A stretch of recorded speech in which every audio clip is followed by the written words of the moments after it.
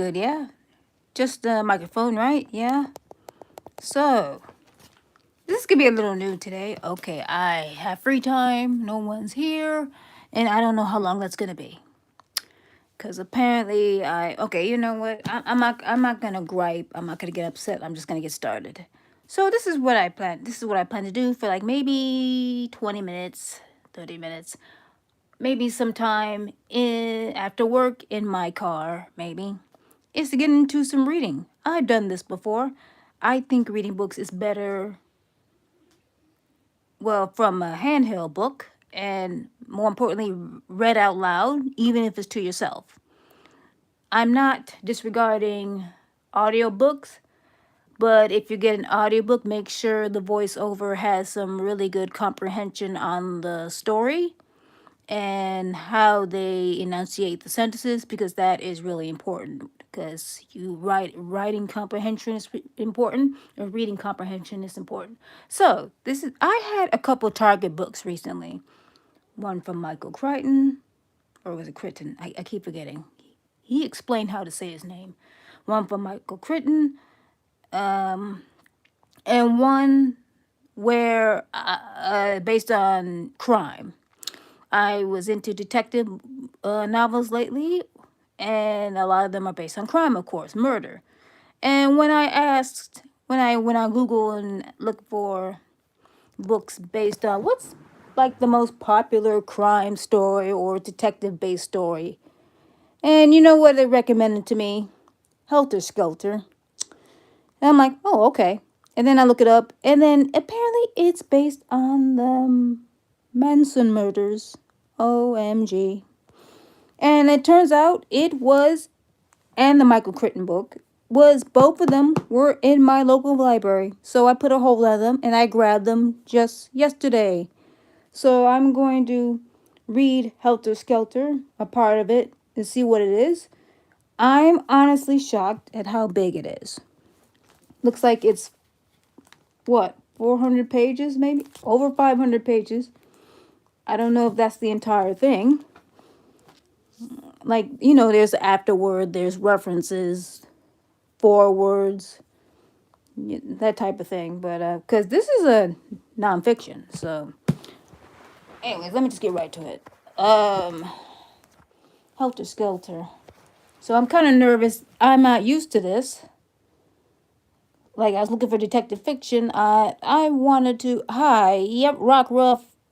This is not game based today. This is book based. This is novel based. This is from Vincent Bolewski with Kurt Gentry. A new afterword. This is the 25th anniversary edition. And this is... Hi. This is, I don't know what I'm getting myself into. I feel like when I read it, it's gonna trigger my imagination. And apparently YouTube doesn't like it when we say certain things like, KILL and MURDER and RAPE. Apparently, they don't like violent things. So let's get right to it. And a woman was murdered, a famous actress named Sharon Tate. So, you know, we all hear about Manson, Charles Manson, but I don't really know the deeper details, or maybe I forgot. Not, you know, you talk about murder. I'm not really into that. I'll watch it. I like watch the documentaries, but I never thought about reading about it. So let's just get right. Okay, so here's the, the summary and the jacket behind the jacket. So okay, Helter Skelter. Hopefully I have a voice. Hopefully I have enough breathing for this. So, one of the most baffling murder cases of this century began on the night of August 9th, 1969, with the brutal killing of actress Sharon Tate and four others at her home in the hills above Hollywood. Oh boy.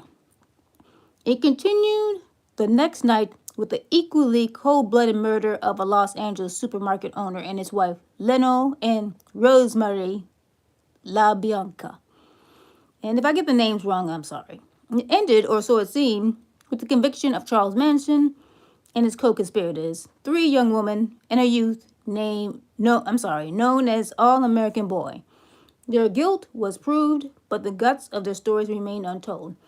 I opened a few pages yesterday, and it looked like transcripts from a court. So that kind of makes me nervous. This might take a while. Their guilt was. Oh, I'm sorry. I read that. Seemingly it was murder without purpose, because that happens.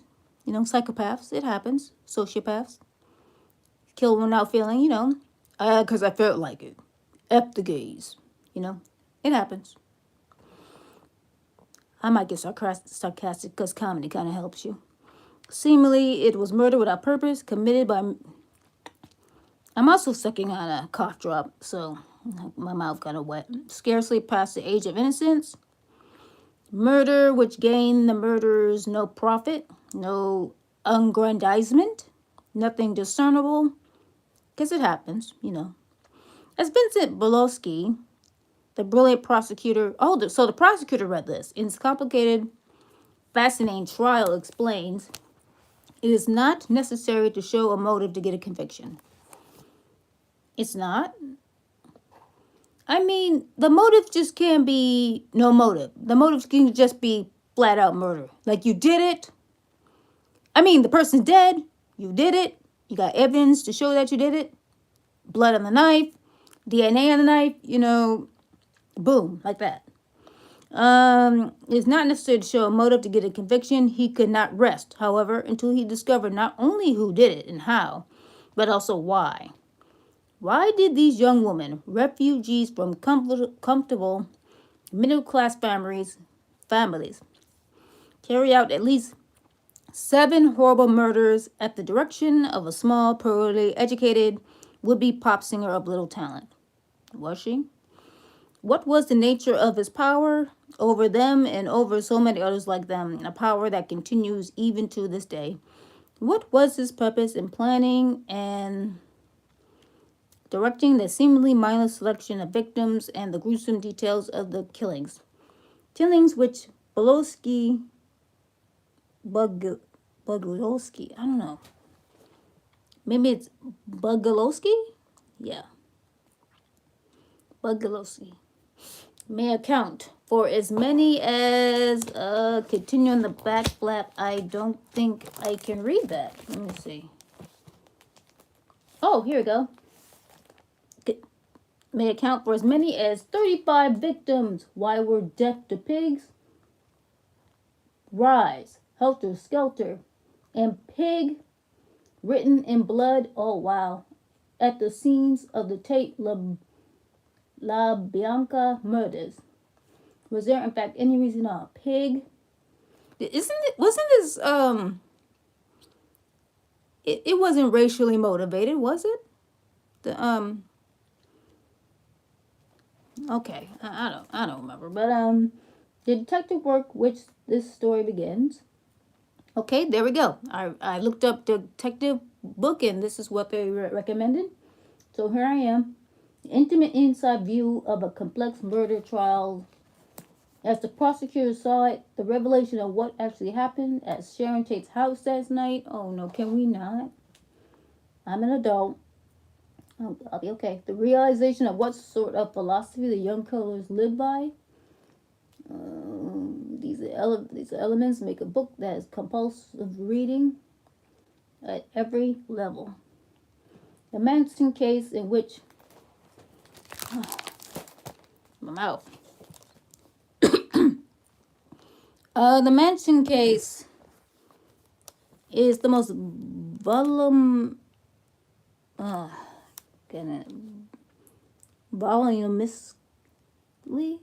documented murder case in legal annals. Legal annals.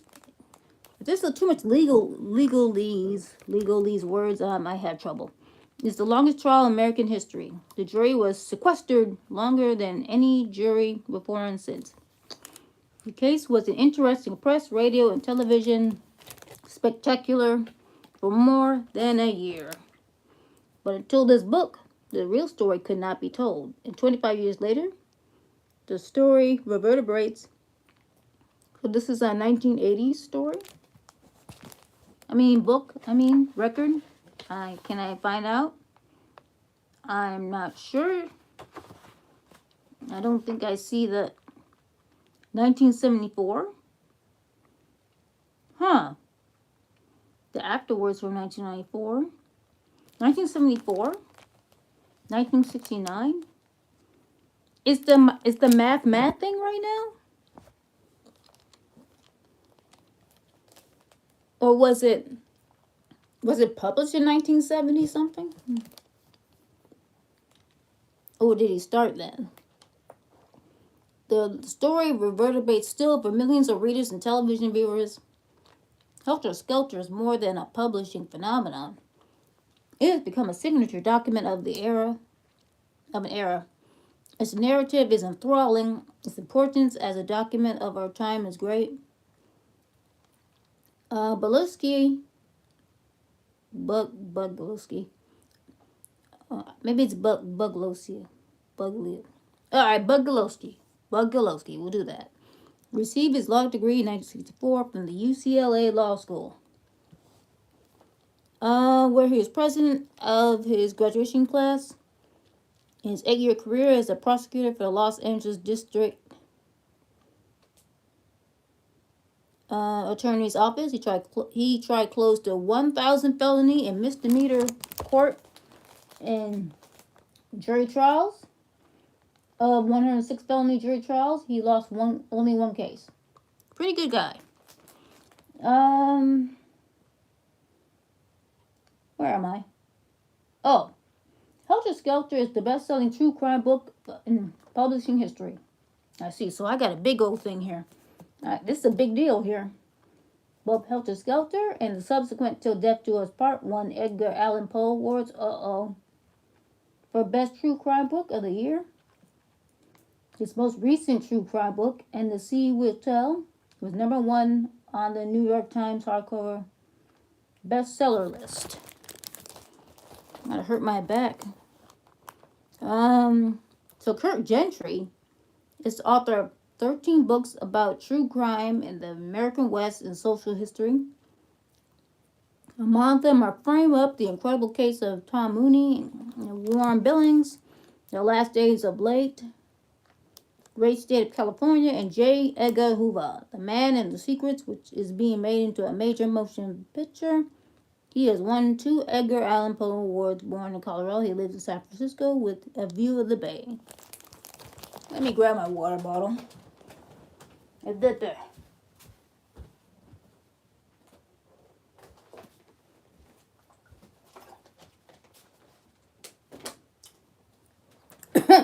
Okay. It's like I'm talking and what if I could I'm gonna just move my body here. My entire body hurts. Okay, so this is a big deal here. If I get into this book again, it might have to be in my car, or because I don't know how long I'm going to have privacy. And it's going to get worse, I think, around in October. Okay, so the table of contents. We got cast characters, illustrations. Part 1, the metas. Oh no. Part 2, the killers. Part 3, the investigation phase 2. The search for the motive. The Bible, the Beatles, and Helter Skelter. Part 5. Don't you know who you're crucifying? Part 6, the trial. Part 7, murder in the wind. 8, fire in the cities. This is scary already. So illustration, map of, okay, hold on, let's skip that. Cast of characters. So the Los Angeles Police Department, LAPD, the Tate case detectives, assistants, the La Bianca case detectives. So case of characters, okay. There's a lot of people involved, of course. Defense attorneys, Inyo County District Attorney's Office, Los Angeles County District Attorney's Office. Wow, a lot of people. Manson family members. What? Charles Mills Manson, aka Jesus Christ, God's soul, the devil, Charles Willis Manson, leader of the family and mastermind, the Manson family. I'm sorry, this is a last name first. Maria Alonzo, released after the murder of Lauren Willett. She was later arrested in connections with the alleged plot to kidnap a foreign diplomat. This is serious. Susan Denise Atkins, Sadie Mae Glutz, that's already bleh. Sexy Sadie, Sharon King, Donna Kay Powell, involved in the Hintman, Tate, and La Bianca murders. It said Manson family members and associates. This is a ton of people. This is a ton of people down this list. Oh my God. Involved in the attempted Ella Jo Bailey Yellowstone, left family after learning of the Hinman murder.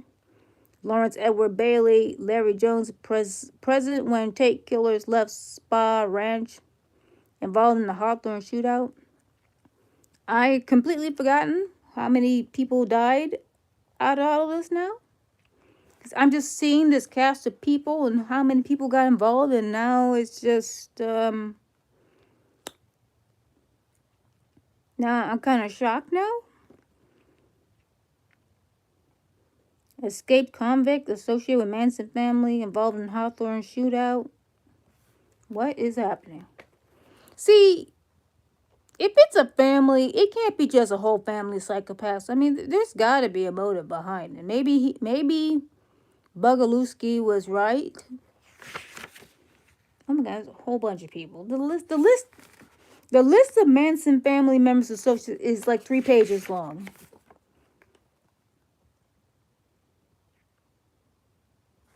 And they live next to the Biancas? La Bianca? Arrested in Barker Ranch raid. Family member involved in Hawthorne shootout. What? Wow. Okay. Part 1, the murders. How does it feel to be one of the beautiful people? The Beatles. Baby, You're a Rich Man. Magical Mystery Tour album. Okay. We finally here. I don't know. I have to like August 16 or 15 to read all this. I don't know if I'm going to have the time. I'd have to be very, very dedicated. Alright, so Saturday, August 9th, 1969. It was so quiet, one of the killers would later say. You could almost hear the sound of the ice rattling cocktail shakers in the homes way down the canyon. Don't forget, this is Los Angeles, or, in California. The canyons above Hollywood and Beverly Hills, there you go, play tricks with sounds.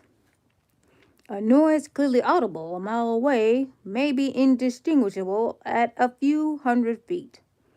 It was hot that night, and not as hot as the night before, when the temperature hadn't dropped below 92 degrees. Ew. That's a desert. Totally. That's a desert. Well, no, because deserts get freezing cold at night, don't they not? So that's a drought. That's super. That's arid. The 3-day heat wave, or that's even better word, a heat wave, had begun to break a couple hours before. Excuse me.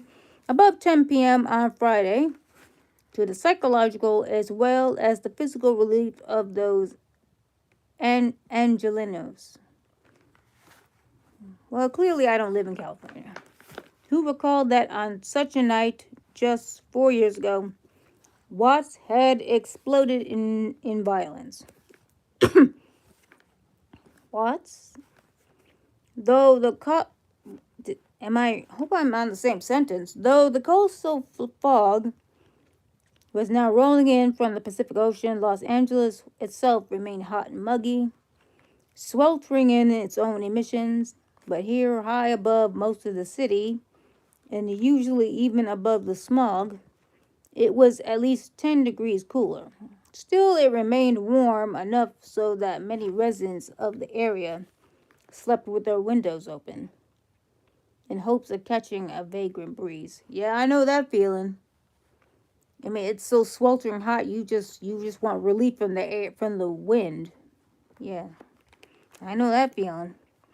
All things considered, it's it's surprising that more people didn't hear something. But then it was late, just after midnight, and 10050 Celio Drive was secluded. Being secluded, it was also vulnerable. Vulnerable. Celio Drive is a narrow street that abruptly winds upward from Benedict Canyon Road, one of the cul-de-sacs, I think I said that right, easily missed through. Ugh. Maybe I should get some salt water so I can just dry my mouth a little bit. So,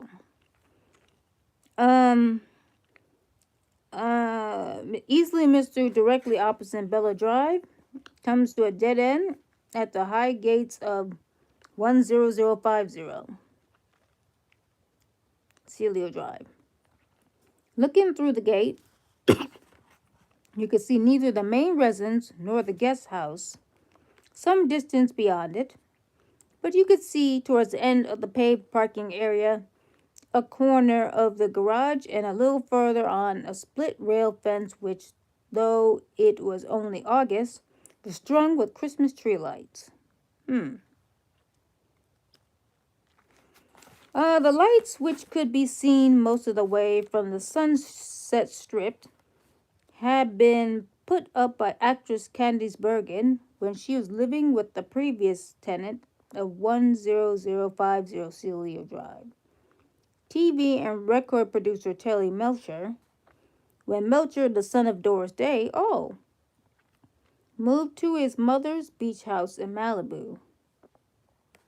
The new tenants left the lights up. They were on this night, as they were every night, aiding a year-round holiday touch. A year-round holiday touch to Benedict Canyon. From the front door of the main house, from the front door of the main house to the gate was over 100 feet. From the gate to the nearest neighbor on Celio, 10070, was almost 100 yards. At 10070 Celio, Mr. and Mrs. Seymour Cott had already gone to bed. Their dinner guests having left about midnight when Mrs. Cott heard, in close sequence, what sounded like 3 or 4 gunshots. 3 or 4 gunshots. Huh. I must be allergic to murder. They seem to have come from the direction of the gate of 10050, and here it comes. She did not check the time, but later guessed it to be 12:30 and 1 a.m., as it should. Hearing nothing further, Mrs. Cott went to sleep, because that's when the freaks come out at night. The freaks come out at night. The freaks come out at night. I'm off to bed, she said. So I'm probably not gonna get this done at all. I mean, it's a pretty big book. I don't have time to do every day, podcasting, however you call it, recording. But I'm gonna see what I can do, and it helps me actually read it. About 3/4 of a mile directly south and downhill from Celio Drive, Tim Ireland was one of 5 counselors supervising an overnight camp out for some 35 children. Oh, God. At the Westlake Schools of Girls. I hope they didn't touch those babies. I better not see no dead kids. No dead kids and these Manson murders. Manson murder. Now, of course, since I'm sucking in a cough drop, it kind of pins down my tongue a bit. So that's why I'm going like blah, blah, blah. Still can't enunciate correctly.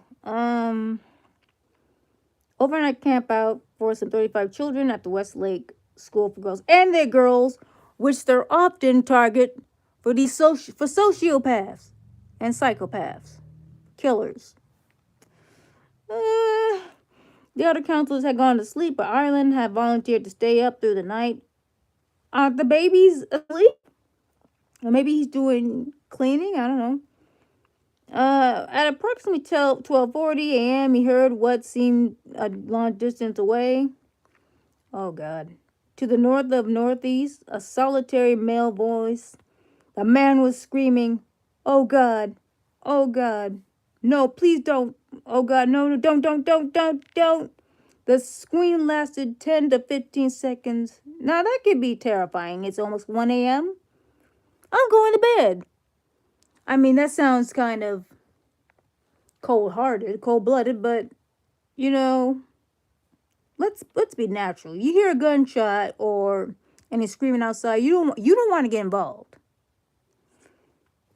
Honestly. The scream lasted 10 to 15 seconds, then stopped. The abrupt silence, almost as chilling as the cry itself. I'm actually kind of enjoying this.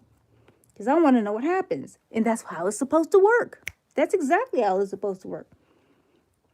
Ireland quickly checked the camp. But no. I see. Well, it's outside, not inside. There's no man. Everyone's asleep but you. But all the children were asleep. He awoke the supervisor, Rich Sparks.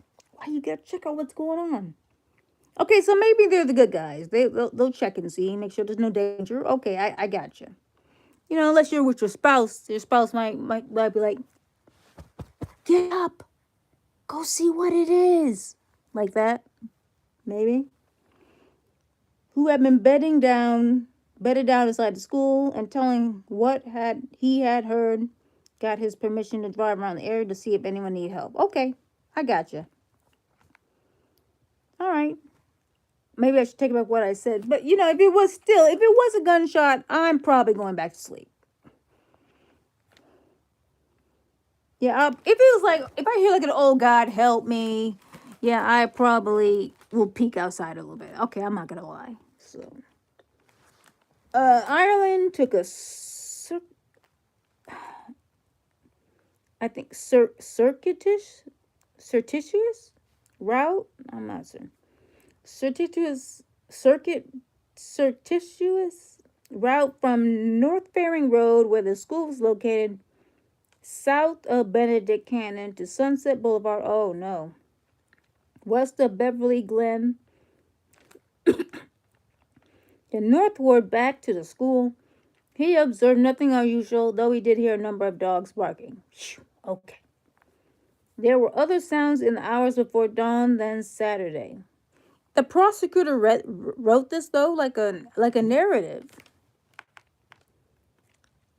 Though he did hear a number of the dogs barking, there were other sounds in the hours before dawn that Saturday. Emmett Steele, 9951 Beverly Grove Drive. I feel like I'm doxing someone. Was awakened by the barking of his two hunting dogs. Oh, as they do. They know danger. They smell it. They know that danger. The pair usually ignored ordinary sounds but went wild when they heard gunshots. Steele went out to look around, but finding nothing out of the place, returned to bed. He estimated the time as between 2 and 3 a.m. And then his gunshots around that late in the morning. I think first it started at 1. Now we're at 2 and 3 a.m. What is going on? The pair usually... okay, I'm sorry. That's wrong. Robert Bullington, an employee of Bel Air Patrol. Oh, that's just great. A private security force used by many of the homeowners of the affluent area. was parked in front of the 2175 Summit Ridge Drive with his window down. When he heard this, what sounded like 3 shots spaced a few seconds apart, Bullington called in. Eric Carlson, who was working the desk at patrol headquarters, logged the call at 4:11 a.m. This is lasting a long time. Carlson in turn called the West Los Angeles Division of the Los Angeles Police Department, LAPD, of course, and passed on the report. The officer who took the call remarked, "I hope we don't have a murder. We just have a woman screaming call in that area." There we go. We got a woman. All right. Los Angeles Times delivery boy Steve Shannon heard nothing unusual when he pedaled his bike up Celio Drive between 4:30 and 4:45. Well, why are you up that late?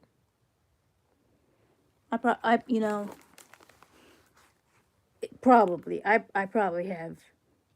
I mean, some of us are up. Okay, you know what? Yeah, some of us are up to get ready for work, but that early for delivery? And this is 1960 something, so this is probably a kid on his bike delivering newspapers. Yeah, this is not like this is not like your UPS. I mean your US Postal Service. Postal Service. Like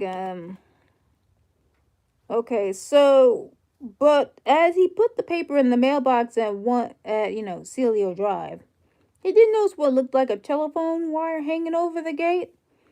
He also observed through the gate in some distance away that the yellow bug light on the side of the garage was still on. Seymour Cott also noticed the light and the fallen wire when he went out to get his paper about 7:30 a.m. A yellow bug light. 8 a.m. Now we're at 8 a.m. Winifred Chapman got off the bus at the intersection of Santa Monica and Cannon Drive.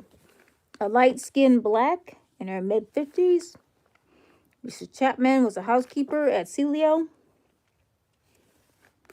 And she was upset because, thanks to LA's terrible bus service, she was going to be late to work. It happened. Gotta wait 30 minutes to an hour, you know what I'm saying? Weird people on the bus, you know.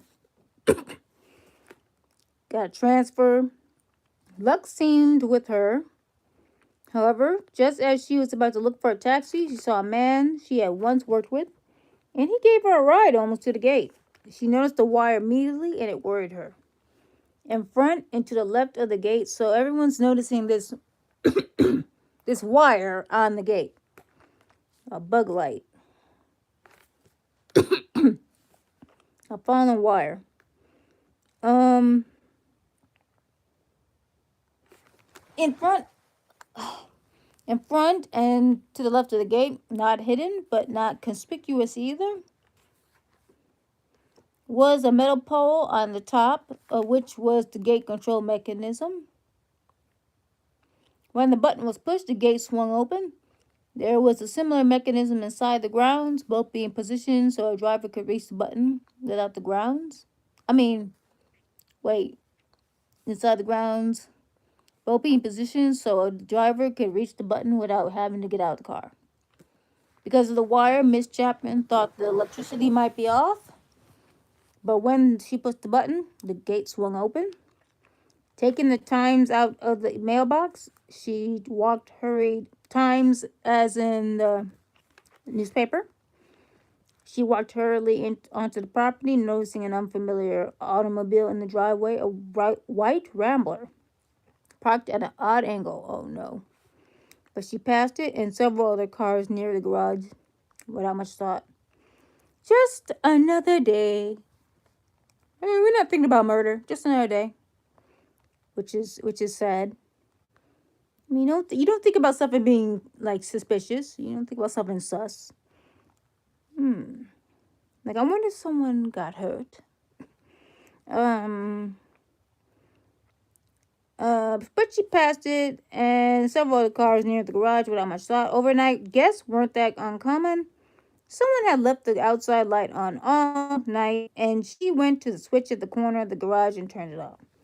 At the end of the paid parking area was a flagstone walkway that made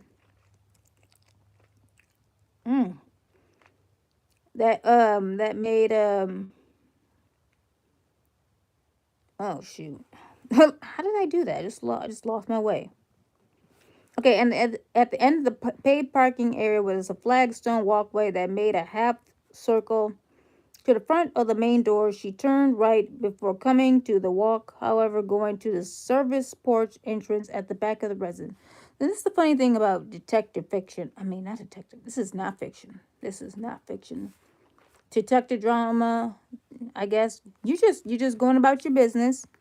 You know, and that's the scary thing about murders, crime, or whichever. You don't expect it to happen near you or on you.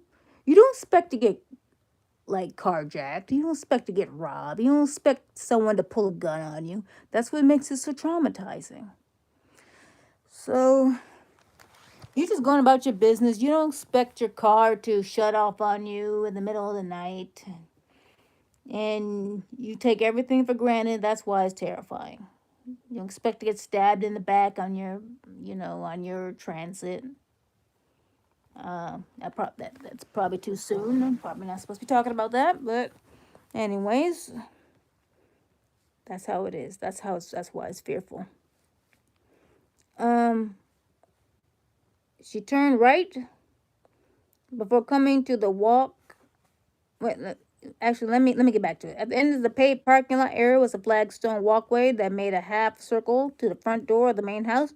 She turned right before coming to the walk, however, going to the service porch entrance at the back of the residence. The key was secreted. It looked like secreted, as in take out or something like that. I think that's what it means. On the rafter above the door. Taking it down, she unlocked the door and went inside, walking directly to the kitchen. No, there's a lot of words you see, but you probably never heard, like audibly, you know. So even if you see, you might not know how to say it out loud. So that's another reason why you want to read or talk more. And another good way to hear other people read books. Um, or look it through a dictionary, go through pronunciations. Uh, Taking it down, she unlocked the door and went inside, walking directly to the kitchen where she picked up the extension phone. It was dead. And mind you, there was no cell phones back then. We had the wire phones. Oh, them wire phones, yep. Probably hanging on the wall, too. Probably. Thinking that she should alert someone that the line was down, she proceeded through the dining room towards the living room. I feel like she's just gonna find something and then go like, ah, you know what I'm saying? Just like every movie. Just like every movie. Thinking that she should alert someone that the line was down, she proceeded through the dining room towards the living room. Then she stopped suddenly. Her progress impeded by, see, there we go. Impeded by two large blue streamer trunks, which hadn't been there when she had left the previous afternoon. And by what she saw, there we go. There appeared to be blood on the trunks, y'all. On the pans. On the floor next to them. And on two towels in the entryway. Now there's stuff on the floor. Clothes on the floor. Ain't that sus? She couldn't see the entire living room. Well, wait, why? Oh, the long couch, cut up the area in front of the fireplace. What is going on here? But everywhere she could see. So the black lady is going to be the alert here. The black lady is going to find something, and then she's going to alert the police. Is that what's going on here? Of course, right? So Miss Winifred, our girl Winifred, gonna go find something here. The front door was ajar. See, that's already suspicious. Okay, so we got a couch in front of the fireplace. That's already weird. Looking out, she saw several pools of blood. Oh, God. Looking out, she saw several pools of blood on the flagstone porch. And farther on the lawn, she saw a body. A body has been discovered. Screaming! She turned and ran back through the house, leaving the same way she had come in, just like a Hollywood film, y'all. Running down the driveway, changing. Don't get hit by a car, baby. Running down the driveway, changing her course so as to reach the gate control button. Oh, she's not even out the street yet. Okay. In doing so, she passed on the opposite side of the white Rambler, seeing for the first time that there was a body inside the. Oh God, there's a body in the car too, in the Rambler truck. Once outside the gate, she ran down the hill to the first house, 10070, ringing the bell, pounding on the door. Wake up! I need you to call the police, please. When the knots didn't answer, she ran to the next house. The next house. Well, I'm technically right. Next house, 10090, banging on the door, screaming, murder, death, bodies, bleeding. Blood, actually. 15-year-old Jim Ossen was outside warming up the family car. It was Saturday, and a member of Law Enforcement Unit 800 of the Boy Scouts of America. Wait, what? Oh. Wait. In the Boy Scouts? Law Enforcement Unit? In the Boy Scouts? I wouldn't know. I wouldn't know. So, where he's scheduled to work. Wait, I'm sorry. Was he was waiting for his father, Ray Asen, to drive him to the West Los Angeles division of the LAPD, where he was scheduled to work on the desk.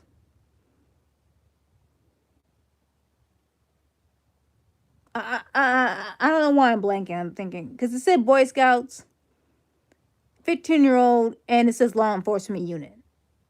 I gotta look that up or something. But by the time he got to the porch, his parents had opened the door. While they were trying to calm the hysterical Mrs. Chapman, Jim dialed the police emergency number. Everybody call 911, please. Trained by the scouts to be exact. He knows the time, 8:33. Good job. Good job, Jim. While waiting for the police, the father and son walked as far as the gate. The white Rambler was some 30 feet inside the property, too far away to make out anything inside it. But they did see that not one but several wires were down. They appeared to have been cut. Wires where, though? Trying to make anything inside it. Returning home, Jim called the police a second time. Some minutes later, a third. There is some confusion as to exactly what happened to the calls. The official police reports only states at 09:14 hours, that's in the morning. West Los Angeles units 8L5 and 8L62 were given a radio call, code 2, possible homicide at Celio Drive. The units were one-man patrol cars. Officer Jerry Jones DeRosa driving 8L5. Arrived first, light flashing, sirens blaring. DeRosa began interviewing Miss Chapman, but had a difficult time of it. Not only was she still hysterical, she was vague as what she had seen: blood, bodies, every place. Except, madam, I think you just saw 2 bodies. I think you just saw 2, right? A lot of blood, but just 2 bodies, though, right? And it was hard to get the names and relationships straight. Polanski, Altabelia, Frykowski. Ray Asen, who knew the residents of Cielo, stepped in. The house was owned by Rudy Altabelli. He was in Europe, but had hired a caretaker, a young owner. I'm sorry. No. Hold on. A young man named William Garrison. who's the caretaker to look after the place. Garrison lived in the guest house to the back of the property. Altabelli had rented the main residence to Roman Polanski, the movie director, and his wife. The Polanskis had gone to Europe, however, in March, and while they were away, two of their friends, Abigail Folga and Wojtek Frykowski, had moved in. Miss Polanski had returned less than a month ago, and Frykowski and Folger were staying on with her until her husband returned. Miss Polanski was a movie actress. Her name was Sharon Tate. There she is. So Miss Polanski is the wife of Roman Polanski. All right, question by DeRosa. Oh, speaking of DeRosa, there's an asterisk here. The confusion extends to the arrival times of the unit. Officer DeRosa would later testify he arrived at about 9:05 a.m., which is before he supposedly received the code 2. Officer Wizen Hunt, who came next, set the time of his arrival at between 9:15 and 9:25, while Officer Burbridge, who arrived after both men, testified he was there at 8:40. Wait, what? That's a lot of confusion. Anyways, question by DeRosa. Miss Chapman was unable to say which, if any, of these people were the two bodies she had seen. No, I don't think she saw anybody. She just saw a body and ran off and just started slamming on doors. To the name she added still another, that of Jay Sabering, a noted man's hairstylist and a friend of Miss Polanski's. Oh, are they showing pictures? I guess. She mentioned him because she remembers seeing his black Porsche with the other automobiles parked next to the garage. Getting a rifle from a squad car, DeRosa had Miss Chapman show him how to open the gate. Walking cautiously up the driveway to the Rambler, he looked in the open window. There was a body inside. In the driver's seat, but slumped towards the passenger side. Male, Caucasian, reddish hair, plaid shirt, blue denim pants. Both shirt and pants drenched with blood. He appeared to be young, probably in his teens. Oh, God. Okay. About the time Unit 8L62, driven by Officer William T. Wisenhunt, pulled up outside the gate, DeRosa walked back and told him he had a possible homicide. Yep. DeRosa also showed him how to open the gate, and the two officers proceeded up the driveway. DeRosa still carrying his rifle, Wisenhunt a shotgun. As Wisenhunt passed the Rambler, he looked in, noting that the window on the driver's side was down and both lights and ignitions were off. The pair then checked out the other automobiles and, finding them empty, searched both the garage and the room above it. Still no one. The third officer, Robert Burbridge, caught up with them. As the three men reached the end of the parking lot, they saw not one but two inert forms on the lawn. Uh-oh.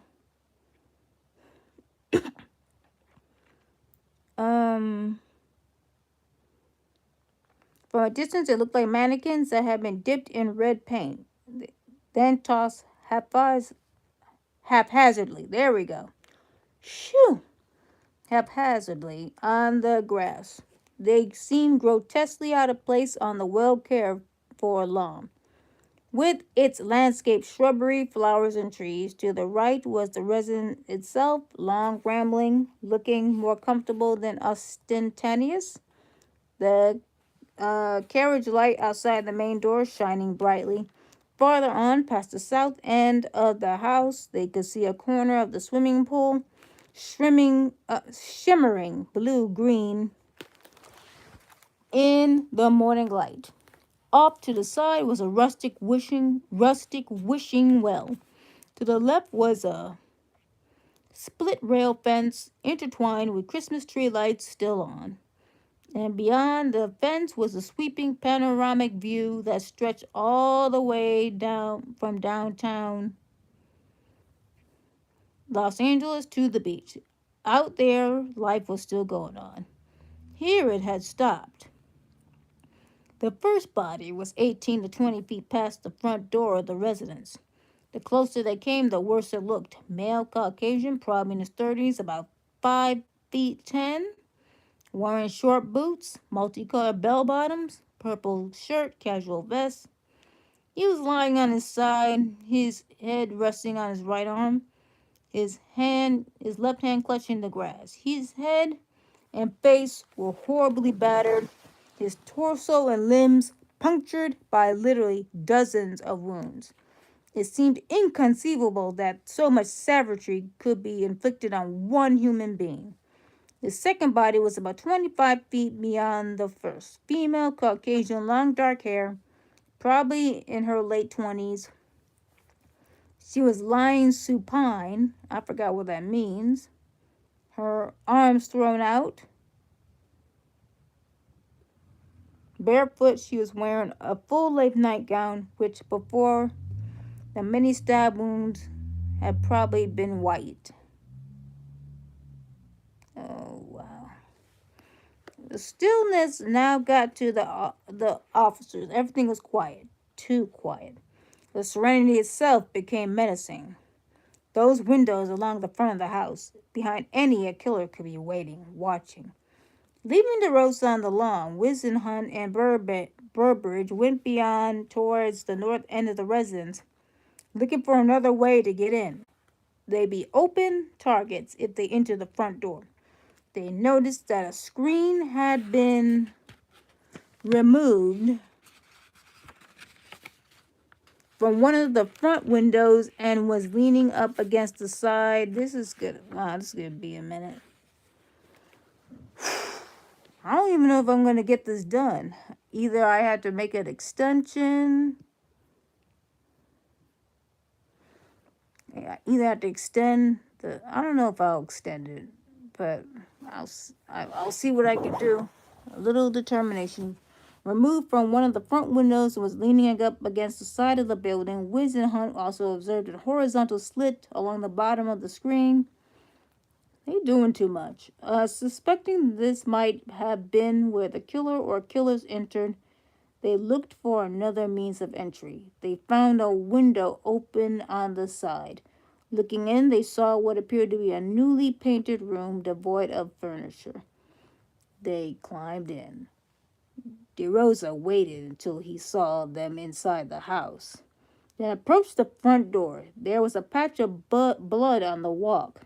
Between the hedges,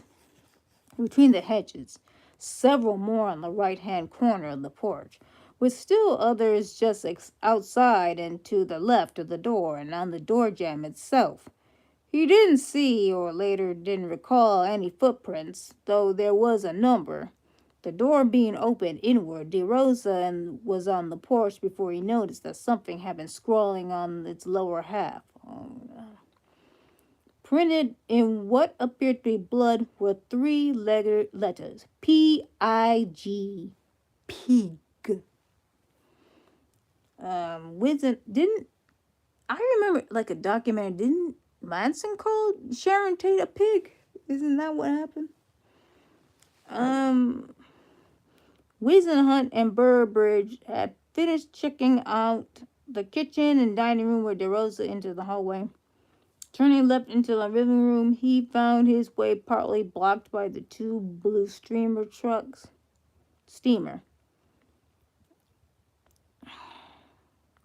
The steamer trunks. Did I say truck? Trunks. It appeared that they had been standing on end, then knocked over, as one was leaning against the other.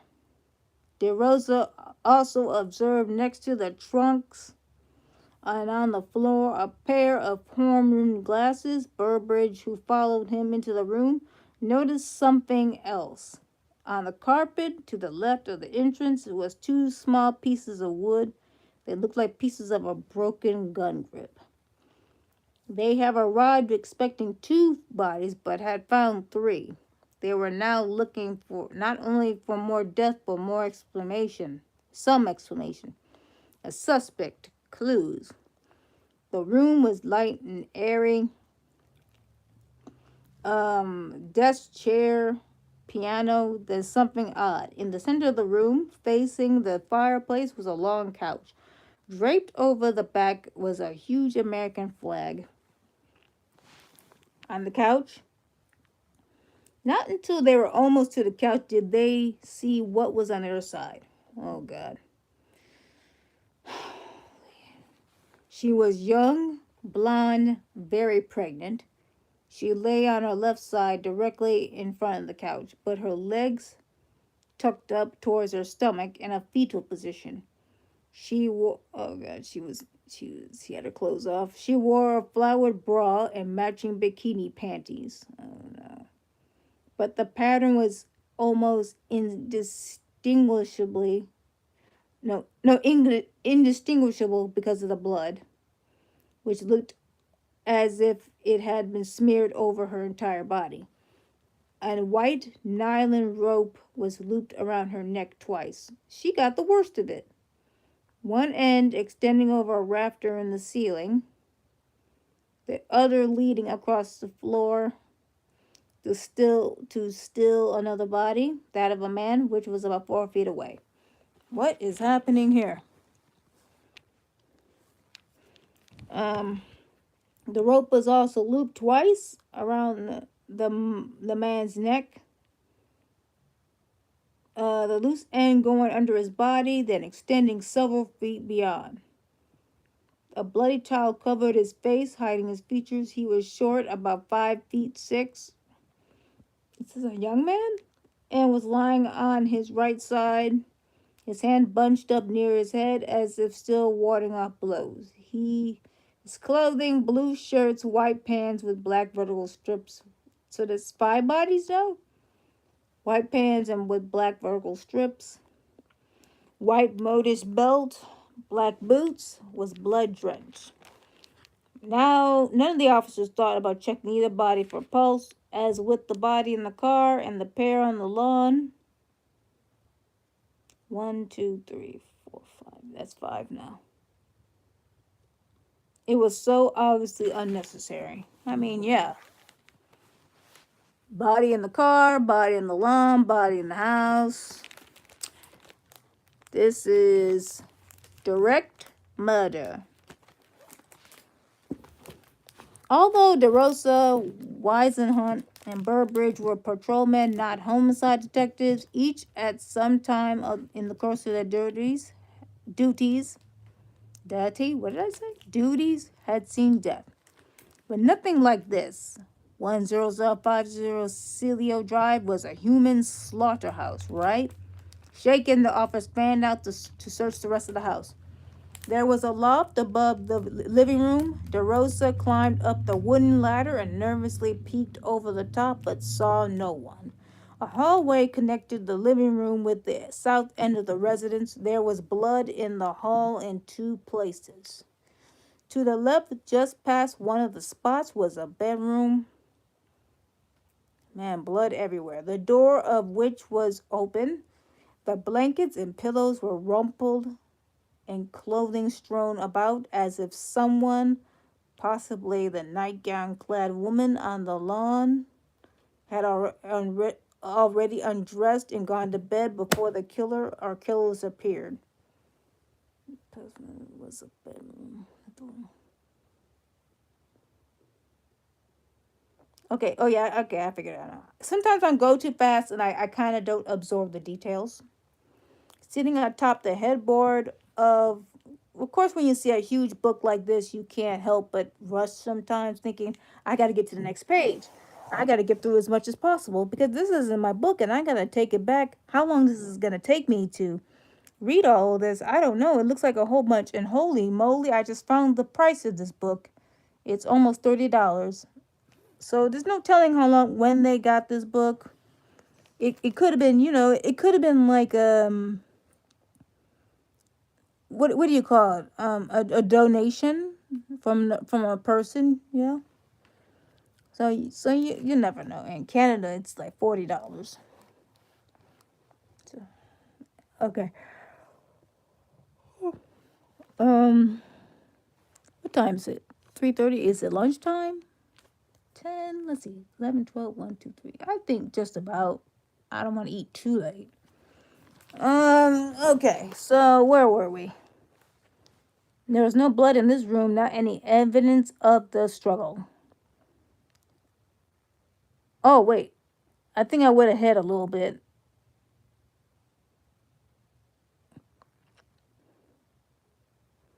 Wait, somebody's hanging upside down. What the? Oh, okay. Let me read this again. Shaking, the officers fanned out to search the rest of the house. There was a loft above the living room. DeRosa climbed up the wooden ladder, nervously peeked over the top, and saw no one.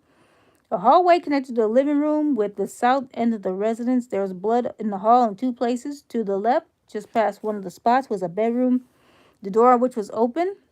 The blankets and pillows were rumpled and clothing strewn about, as if someone, possibly the nightgown-clad woman on the lawn, had already undressed and gone to bed before the killer or killers appeared. Okay, we got that part. Now, sitting atop the headboard of the bed, his legs hanging down, was a toy rabbit. Whew. Okay, that's what it was. Ears cocked as if quizzically surveying the scene. There was no blood in this room, nor any evidence of the struggle. Okay, we're clear there. Nothing going on in the loft so far. Across the hall was the master bedroom. Its doors was also open, as were the lavabo doors at the far end of the room, beyond which could be seen the swimming pool. Beyond which could be seen the swimming pool. This bed was larger and neater. The white spread turned back to reveal a gaily flowered top sheet and a white bottom sheet with a gold geometric pattern. Man, these people who live in California, this is Hollywood.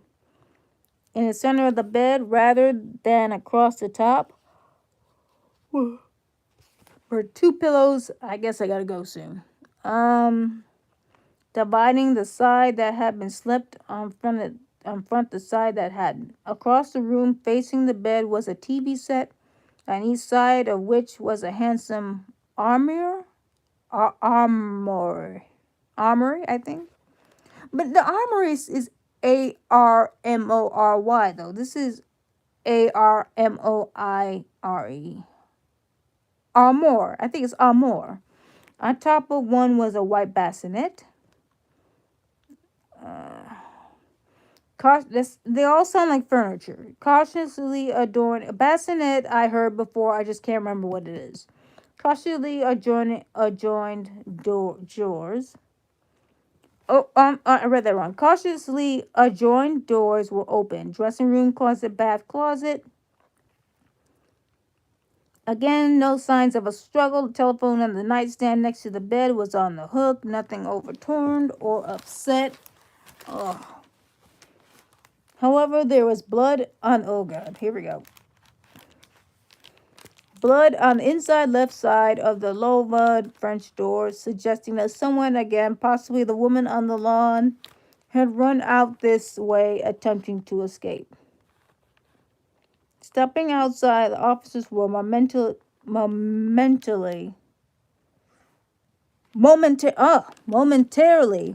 blinded by the glare from the pool. Asin had mentioned a guest house behind the main residence. They spotted it now, or rather the corner of it, some 60 feet to the southeast through the shrubbery. Approaching it quietly, they heard the first sounds they had heard since coming at the premises, the barking of a dog and a male voice saying, "Shh, be quiet." Wisehunt went to the right, around the back of the house. DeRosa turned left, proceeding around the front. Burbridge following his backup, stepping onto the screened-in porch. DeRosa could see in the living room, on the couch facing the front door, a youth of about 18. He was wearing pants but no shirt, and though he did not appear to be armed, this did not mean, DeRosa will later explain, that he didn't have a weapon nearby. Yelling, "Freeze!" DeRosa kicked in the front door.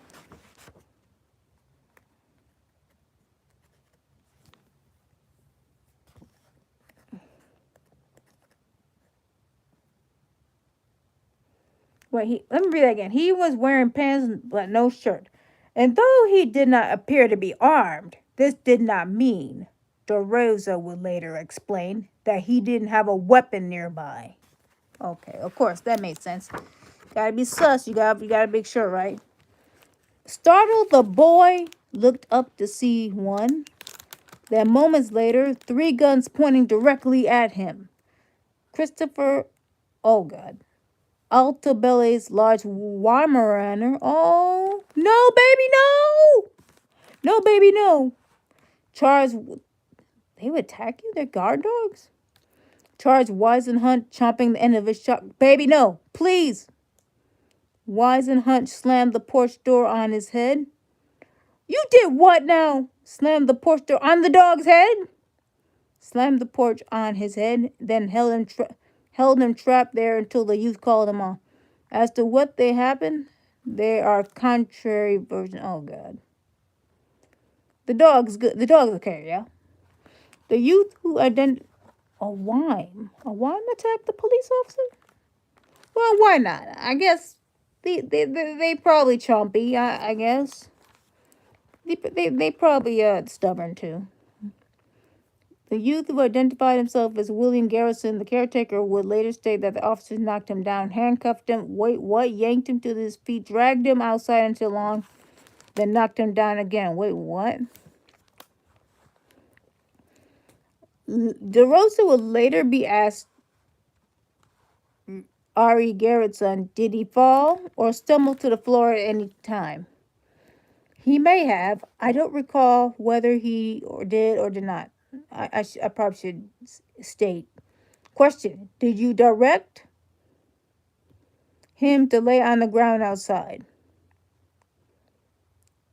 Okay, Garrison's the caretaker, so DeRosa is questioning Garrison. Okay, did you direct him to lay on the ground outside? Answer, I directed him, yes, to lay on the ground, yes. Question, did you help him to the ground? A. Answer, no, he went down on his own. Garrison kept answering, what's the matter, what's the matter? One of the officers replied, we'll show you, and pulling him to his feet. DeRosa and Burbridge escorted him back to the path towards the main house. Why are you blaming Garrison? That's the caretaker, right? I mean, and you're in another area of the house. You're in another house, right? You're on the back of the house. Like the main house, right? Wise and Hunt remained behind looking for weapons and bloodstained clothing, though he found neither. He did notice many small details of the scene. One at the time seemed so insignificant that he forgot until later questioning brought it back to mind. If you're going to be suspicious of someone of murder or not knowing what's going on in your neighborhood, could you not push me down and drag me down, please? Just ask me questions. I know the dog bit your gun, but come on now. Like, don't put it out on me. Don't push me on the ground. If you want to say put your hands on behind your back or up in the air, then just say so, okay? I don't want to get shot. I hear that hurts pretty bad. So,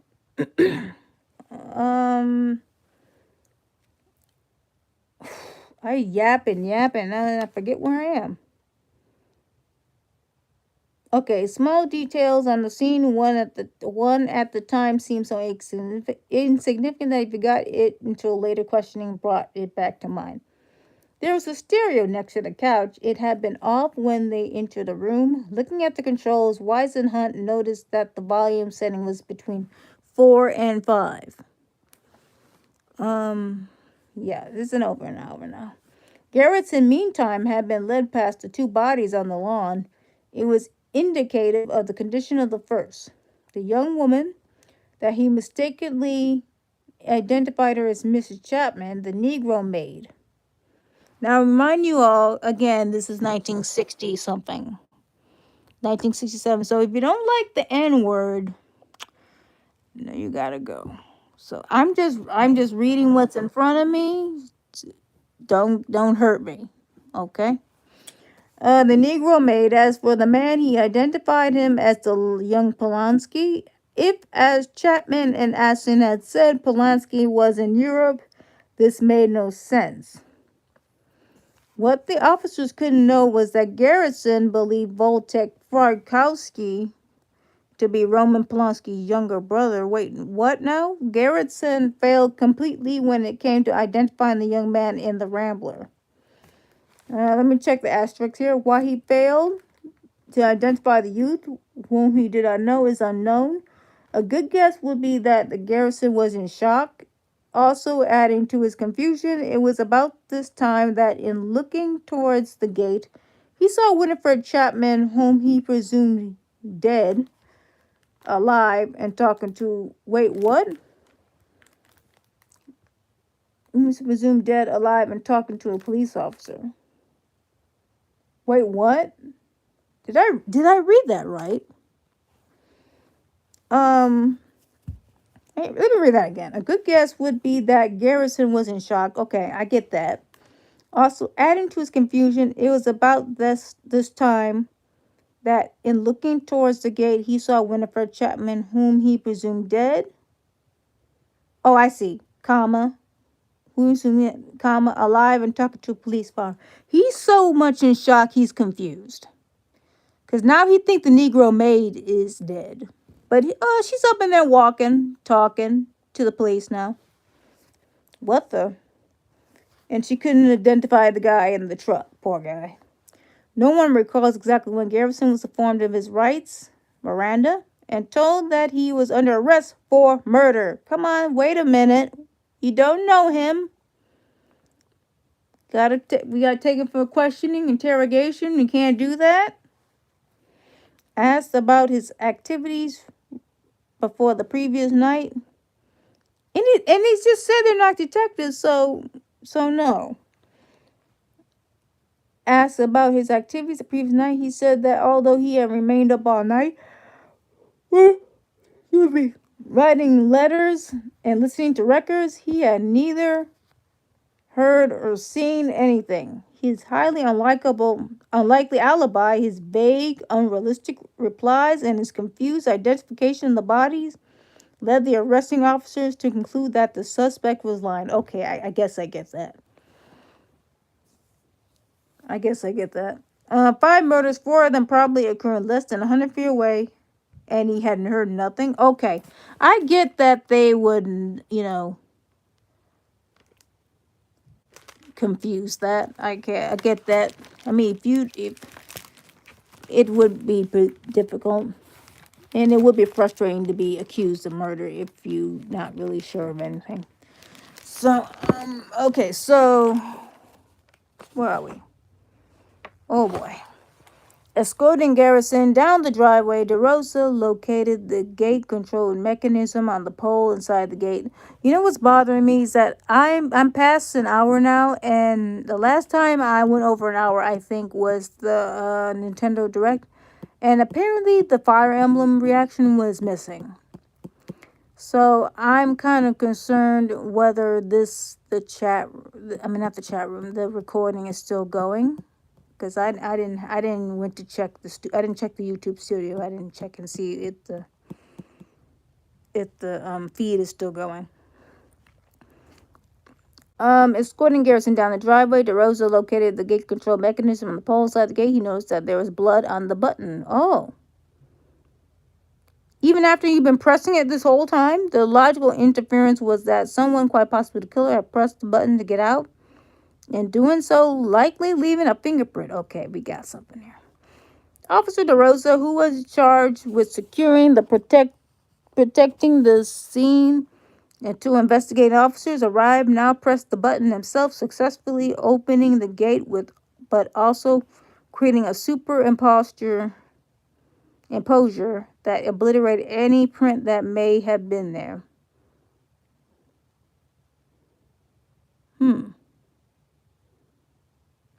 Later, DeRosa would be questioned regarding this. Was there some reason why you placed your finger on the bloody button that operated the gate? So that I could go through the gate. Question. And that was intentionally done? Answer, I had to get out of there. Who is he called? I think Garrettson. So there was blood on the fingerprint and okay. Killer pressed the button to get out as soon as it was likely. Securing and protecting the scene until investigating officers arrived. Now press the button themselves.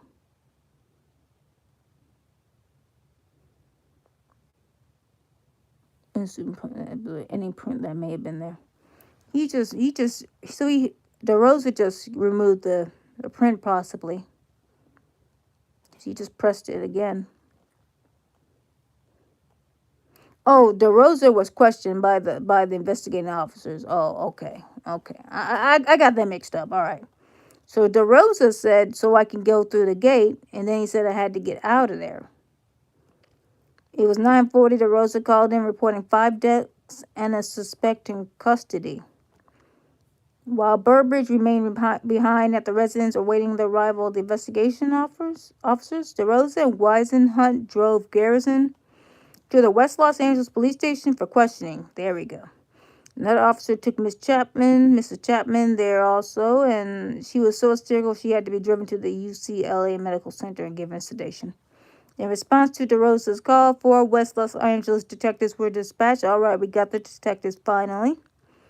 Lieutenant R.C. Maddock, Lieutenant J.J. Gregory, Sergeant F. Gravante, Sergeant T.L. Rogers will all arrive within the next hour. By the time the last pulled up, the first reporters were already outside the time. Now we got the media here. Monitoring the police radio bands, oh, that looked weird. They had picked up the report of 5 deaths. It was hot and dry in Los Angeles, and fire was a constant concern, especially in the hills, where within minutes lives and property could vanish in an inferno. Someone apparently presumed the 5 people had been killed in a fire. Wait, what?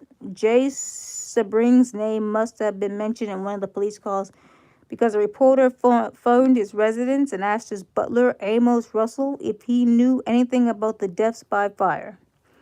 Russell called John Madden, president. John Madden? Is that what I think it is? Russell called John, the president of Sebring International, and told him probably not. Told him about the call. Madden was concerned. Neither he nor Sebring secretary had heard about the hairstylist since late the previous afternoon. Madden placed a call to Sharon Tate's mother in San Francisco. Sharon's father, a colonel in Army intelligence, was stationed at nearby Fort Baker, and Mrs. Tate was visiting him. No, she hadn't heard from Sharon or Jay, who was due in San Francisco sometimes that same day. Prior to her marriage to Roman Polanski, Sharon Tate had lived with Jay Sebring. Though thrown over for the polished film director, Sebring had remained friends with Sharon's parents, as well as Sharon and Roman. And whenever he was in San Francisco, he usually called Colonel Tate. When Madden hung up, Mrs. Tate called Sharon's number. The phone rang and rang, but there was no answer. It was quiet inside the house. Though anyone who called got a ring-ring signal, the phones were still out. Officer Joan Granado, a forensic chemist with SID, the Scientific Investigation Division of LAPD, now that's what I'm talking about, was already at work, having arrived around 10 a.m.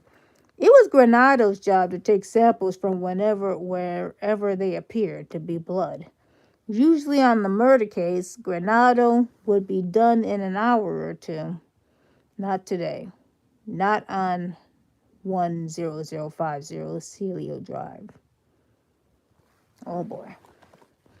Mrs. Tate called Sandy Tennant, a close friend of Sharon and the wife of William Tennant, Roman Pulowski's business manager. No, neither she nor Bill had heard from Sharon since late the previous afternoon. Oh God, the mom is tripping out now. Okay. The mom is not going to take it at all. At that time, Sharon had said that she, Gibby, Abigail Folger and Voltek Farkowski was staying in that night. Jay had said he'd been dropping over later, and she invited Sandy to join them. No party was planned, just a quiet evening at night. Sandy, just over the chicken pox, had declined. Wow, chicken pox. Old school chicken pox. What, like Mrs. Tate, she had tried to call Sharon that morning but had received no answer. Sandy assured Mrs. Tate that there was probably no connection between the report of the fire and Celio Drive. However, just as soon as Mrs. Tate hung up, Sandy put in a call to her husband's tennis club and had him paged. Wow. Now we're talking about paging. We got the delivery boy on a bike, paging. No cell phones. We got chicken pox.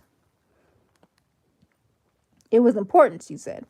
Sometimes between 10 a.m. and 11 a.m., Raymond Kilgore, a telephone company representative, climbed the pole outside the gate to Celio Drive and found that 4 phone wires had been cut. Well, there we go. Cuts were close to the attachment on the pole, indicating that the person responsible had probably climbed the pole too. Kilgore repaired 2 of the wires, leaving the others for the detectives to examine. Man, my head is all over the place just reading this. Like, this is going to be a long day. Police cars were arriving every few minutes now, and more officers visited the scene. That scene changed. The horn-rimmed glasses, first absorbed by DeRosa, Wisenhunt, and Burbridge, near the 2 trucks, had somehow moved 6 feet away to the top of the desk. I got another problem.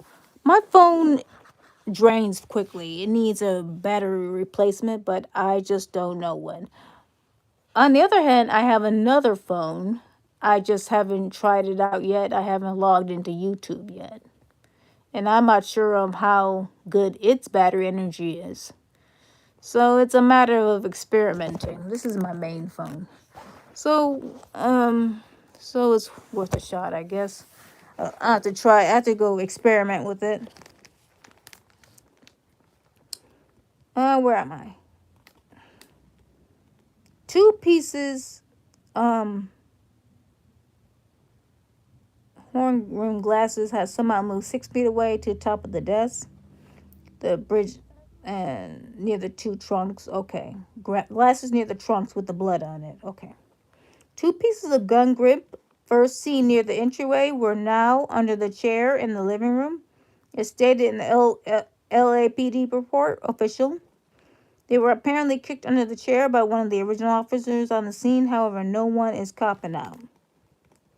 Since Granado, who arrived after DeRosa, Wisenhunt, and Burbridge, also saw them near the entryway, it would appear that the original officers weren't responsible.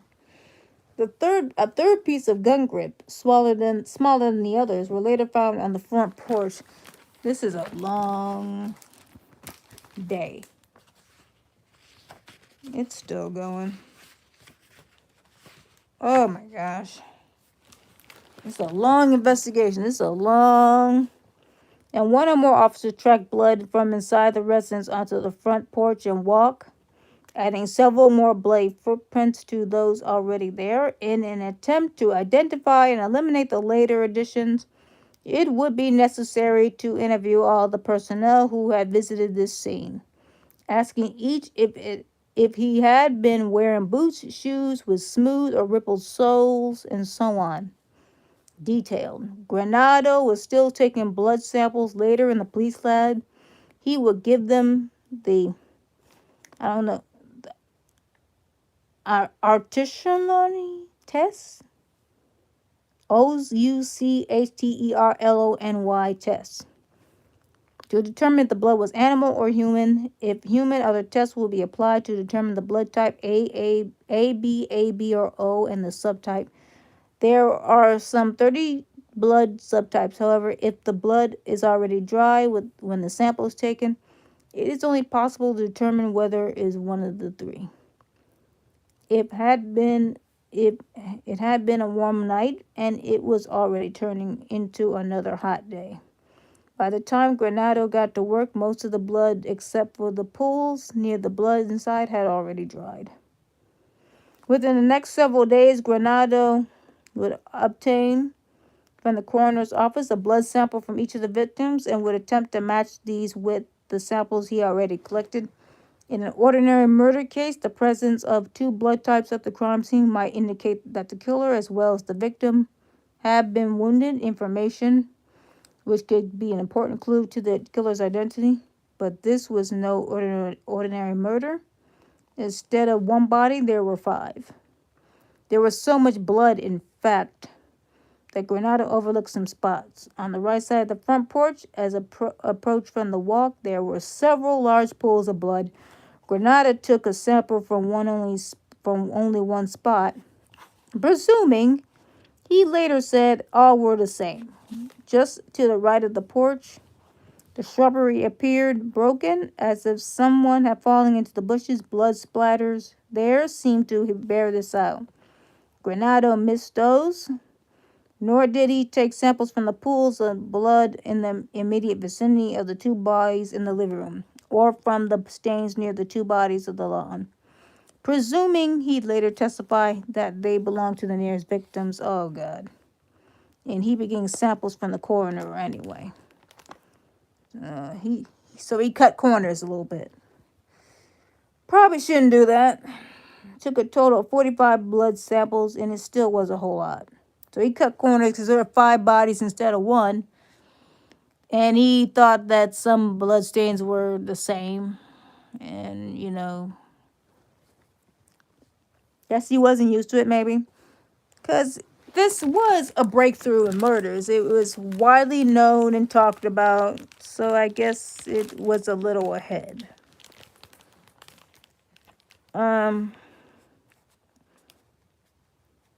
45 blood samples, however, for some reason never explained. He didn't run subtypes on 21 of them. And again, he's cutting the corners. If this is not done a week or 2 after collection, the components of the blood break down later when an attempt was made to recreate the murders. These omissions would cause many problems. There we go. Just before noon, William Tennant arrived, still dressed in tennis clothes, and was escorted through the gate by the police. It was like being led through a nightmare, as he was taken first to one body, then another. He didn't recognize the young man in the automobile, but he identified the man on the lawn as Wojtek Frykowski, the woman as Abigail Forga, and the 2 bodies in the living room as Sharon Tate Pulowski, and tentatively Jay Sabring. When the police lifted the bloody towel, the man's face was so badly contused, Tennant couldn't be sure. Then he went outside and was sick.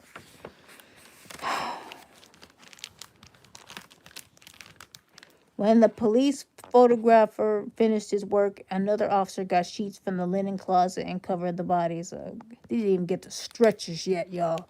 They didn't get the ambulance yet.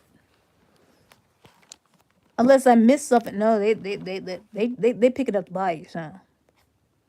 Beyond the gate, the reporters and photographers now numbered in the dozens, with more arriving every few minutes. Police and press cars so hopelessly jammed Celio Drive that several officers were detailed to try and untangle them. As Tennant pushed through the crowd, clutching his stomach and sobbing, the reporters hurled questions at him. Is Sharon dead? Were they murdered? Has anyone informed Roman Pulowski? He ignored them, but they read the answers on his face. Not everyone who visited the scene was as reluctant to talk. It's like a battlefield up there. Police Sergeant Stanley Clorman told reporters, his features grim with the shock of what he had seen. Other officers, let me read this. Hold on. Another officer, unidentified, said it looked ritualistic. This single remark providing the basis for an incredible amount of bizarre speculation. Now we got the news, y'all. This is crazy. When they say it's incredibly shocking, or it's like a war. And I think about today where we're getting mass shootings, and even if it's like local violence, like maybe in a store or in your house, like beat ups in the house. and something like the well, it is the Tate murders, but I was gonna say the Manson murders. It's something out of this world and something uh, like um unprecedented, I guess. Something not seen before, and it was famous on TV and radio and all sorts of media. And then it just seems like if it was done today, it wouldn't be nothing. It wouldn't be surprising. It's pretty sad, really. And I feel like, and then if this sickens you, you have to imagine what law enforcement is going through and what the people in the hospital are going through, the coroners, the people in the lab, what they have to go through watching young people getting hurt and killed. And, well, this is about murder. I probably should just say MURDER. And, like the shock waves from an earthquake, news of the murders spread. Here we go. Here we go, everybody. 5 slain in Bel Air, read the headline on the first AP Associated Press, everybody, 1960. First AP Wire story.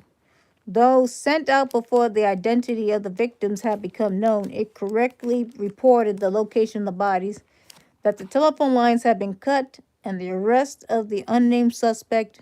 There were errors. One to be much repeated, that one victim had a hood over his head. A hood? LAPD notified the Tates, John Madden, who in turn notified Sabrina's parents, and Peter Folger, Abigail's father. I can't imagine. Abigail's socially prominent parents were divorced. Her father, chairman of the board of the A.G. Folger Coffee Company, lived in Woodside. Her mother, Inez Mia Folger, in San Francisco. However, Mrs. Folger was not at home, but in Connecticut visiting friends following a Mediterranean cruise. She is going to get the news of her life. And Mr. Folger reaching her there. She couldn't believe it. She had talked to Abigail at about 10 that previous night. Both mother and daughter had planned to fly to San Francisco today for a reunion, Abigail having made a reservation on the 10 a.m. United flight. On reaching home, William Tennant made what was for him the most difficult call. He was not only Pulowski's business manager, but a close friend. Tennant, he's about to call him Mom. Tennant checked his watch, automatically adding 9 hours to get London time. Though it would be late in the evening, he guessed that Polanski might still be working.